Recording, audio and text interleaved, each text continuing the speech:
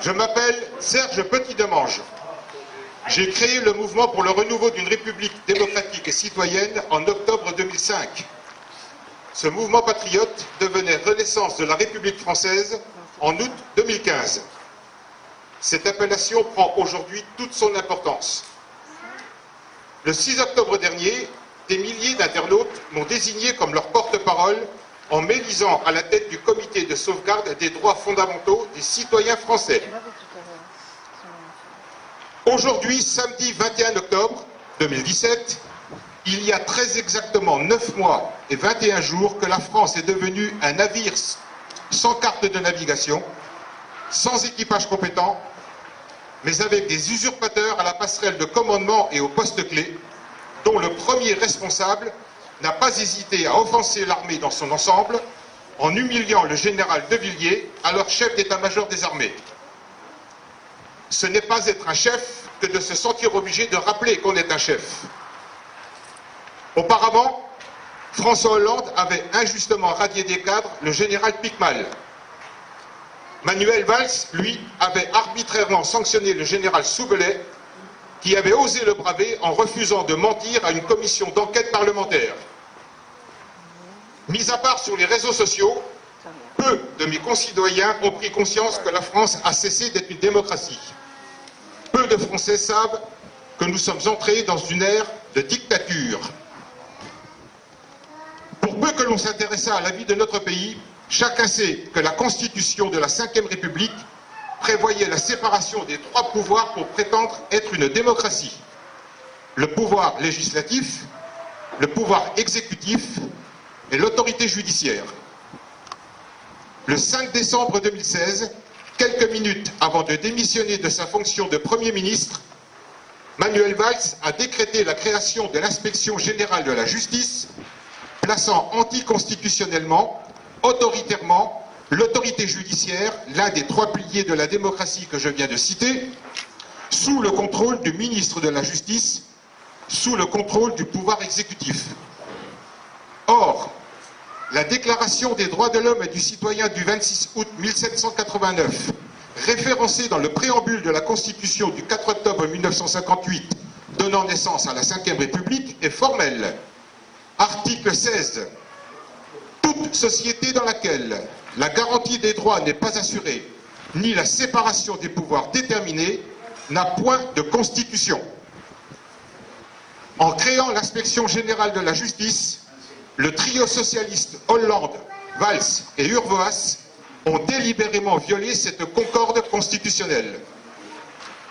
La séparation des pouvoirs n'étant plus déterminée, Hollande, qui était pourtant le garant de la Constitution, a trahi la nation et avec ses deux nervis a lâchement poignardé la Ve République, gravement mutilé la France.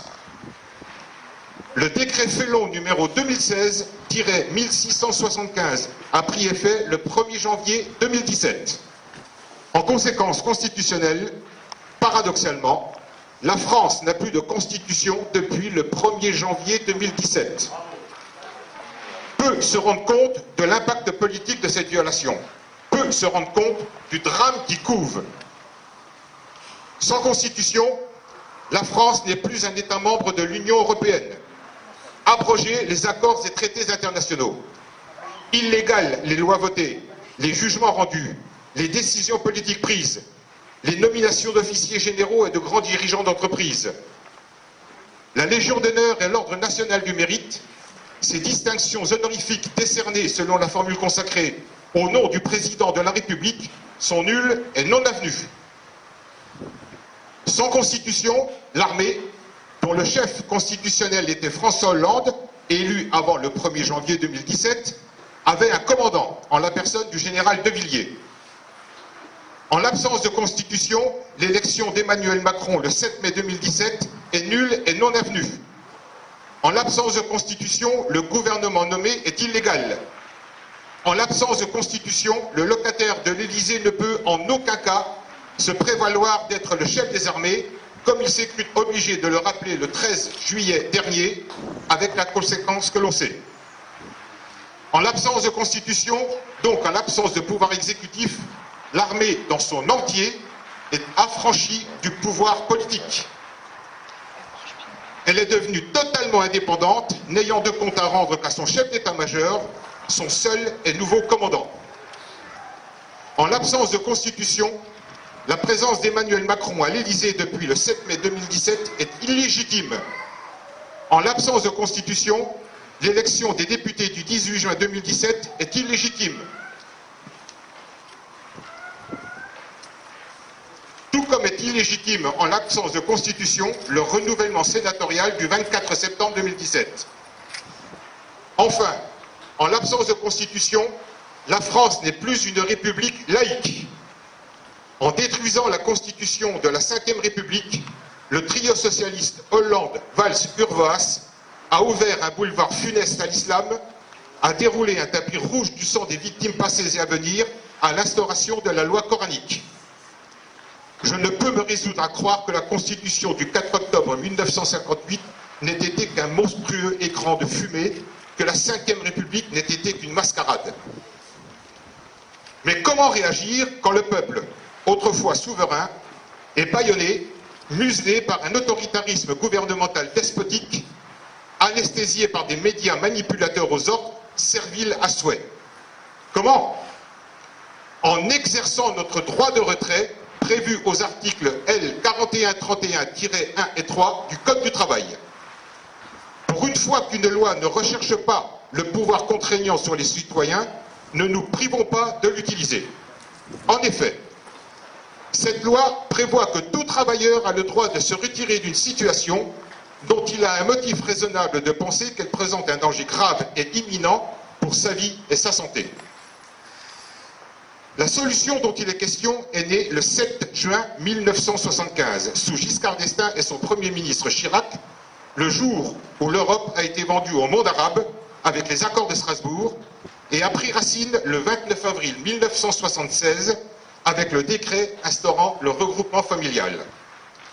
Quant au danger grave et imminent, il est bien réel. Quasiment chaque jour apporte son lot d'actes barbares commis par des psychopathes qui nous vouent une haine ouverte. Je rappelle que le Premier ministre Valls a placé la France en état d'urgence le 14 novembre 2015, au lendemain des attentats du vendredi 13, dont celui du Bataclan. Pour 130 femmes et hommes qui ne demandaient qu'à vivre, ce vendredi 13 ne fut pas un jour de chance. Valls a même déclaré que la France était en état de guerre. Je ne dresserai pas ici la liste complète des monstruosités commises par des déséquilibrés après le 14 novembre 2015, n'en rappelant que 3. Magnanville, Nice et Saint-Étienne-du-Rouvray. Plus de 230 morts, plus de 500 blessés. Aujourd'hui, le locataire de l'Élysée et ses acolytes, dévoués à en verser des larmes, nous disent qu'il faut s'habituer au terrorisme, qu'il faut savoir vivre avec, que le terrorisme est une agression contemporaine.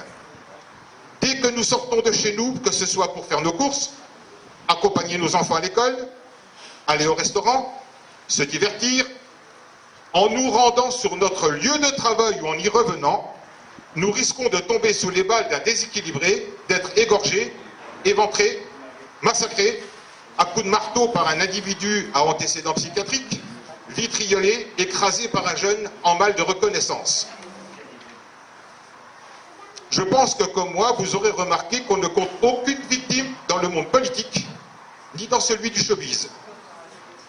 Troublant aussi est de constater que l'actuel occupant du 55 rue du Faubourg Saint-Honoré vient de faire renforcer sa garde personnelle, ainsi que la protection des abords du palais de l'Élysée. Pourquoi? Que craint-il? Nous avons bien une petite idée que je me garderai de développer pour ne pas semer le trouble dans les esprits, pour ne pas vous alarmer. Mais je peux vous dire que c'est très sérieux. On dit qu'une même cause produit toujours un même effet. Renaissance de la République française précise, si on change la cause, on change les faits. En exerçant notre droit de travail, étant contraint de continuer de verser le salaire, l'employeur ne pouvant licencier ses employés verra son entreprise péricliter rapidement. Je sais, ce n'est pas facile à accepter. Mais cette entreprise dépérira tout autant en cas d'insurrection du peuple, voire de guerre civile qui se dessine à l'horizon. L'exercice du droit de retrait faisant tache d'huile, les médias et élus s'empareront de l'affaire. Bien sûr, des dépôts de bilan seront constatés. Bien sûr, des liquidations judiciaires seront prononcées. Ne dit-on pas qu'on ne fait pas d'omelette sans casser d'œufs? Mais le fonds de garantie prendra le relais du paiement des salaires.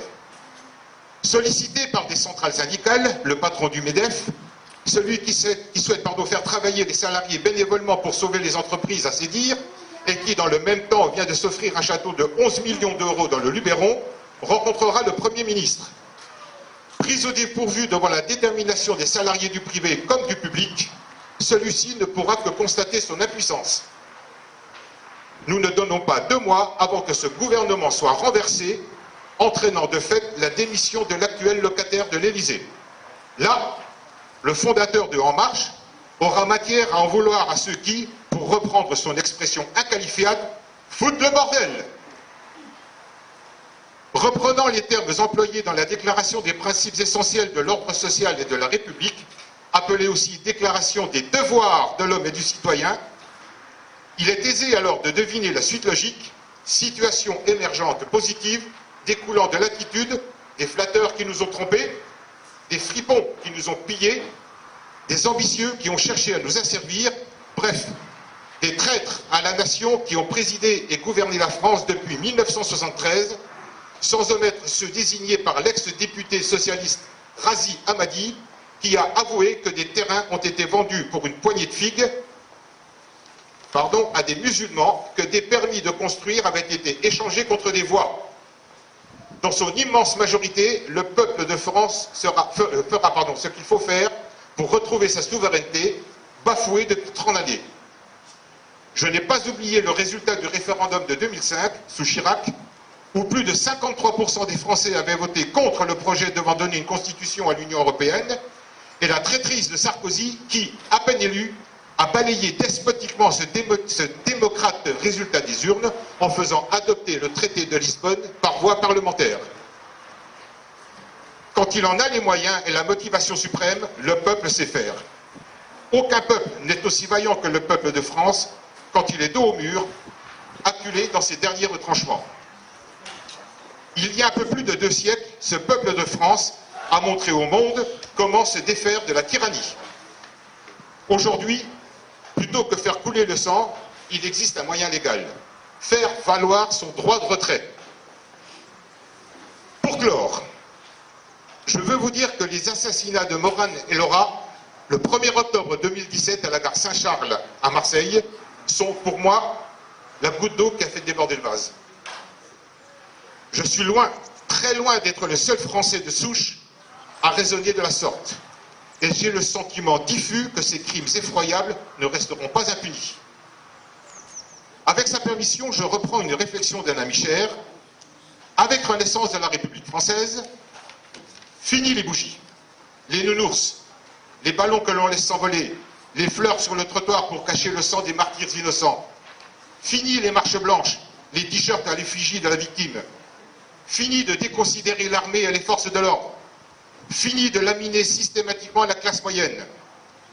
Je suis animé par une détermination froide, maîtrisée, réaliste, en constante recherche d'efficacité pour mon pays, qui est aussi le vôtre. Politiciens de tous bords, corrompus, Judas, escrocs, traîtres, vous n'aurez pas ma haine. Eu égard à la situation, l'emploi du futur simple est inapproprié, car ma haine, vous l'avez déjà. Vous êtes répugnant.